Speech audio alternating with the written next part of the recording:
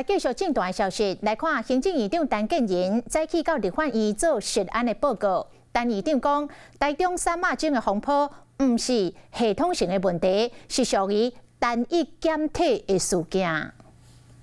为什么美猪茶厂是挂零？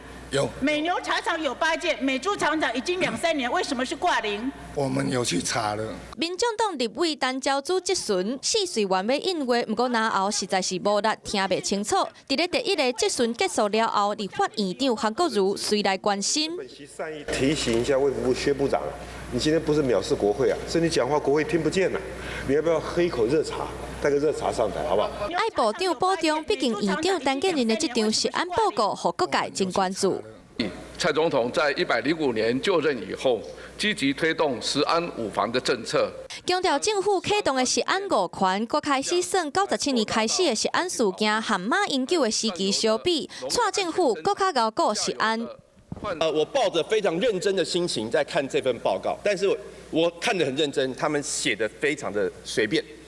甲行政院的专案报告显开，拢总有9页5个主题，不过国民党的立委批评内底上无有8页，拢在讲政绩。民进党好棒棒。台中市是卢市长或是卫生局长，有谁要来立法院来报告这个瘦肉精的事件？其实到目前为止都没有发生这样子的需求，因为依惯例、依议事规范。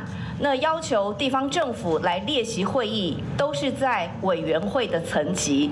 另外一边，食药署开食安专家的会议，传出讲会议中，台中市食安处的人员流目屎，台中市卫生局嘛证实这件代志。依照科学来认定了哈，它跟情绪大概没有什么关系哈。已经将近900件的检体的检查呢，都是没有发现含有西布特罗在内的这个瘦肉精，这是一个单一样品的检查的事项。